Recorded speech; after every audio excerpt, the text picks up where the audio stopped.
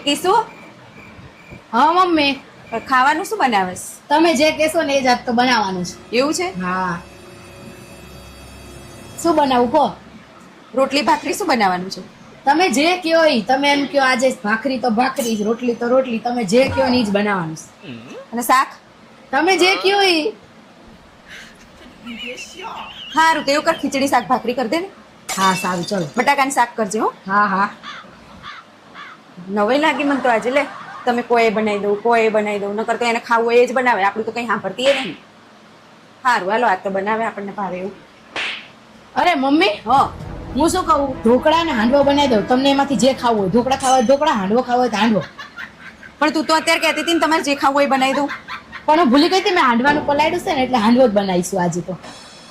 મને હારું. હાંડવો બહુ ભાવે ને એટલે હાંડવો જ બનાવીશું. તમારે ઢોકળા ખાવા હોય તો બનાવી દઈશ.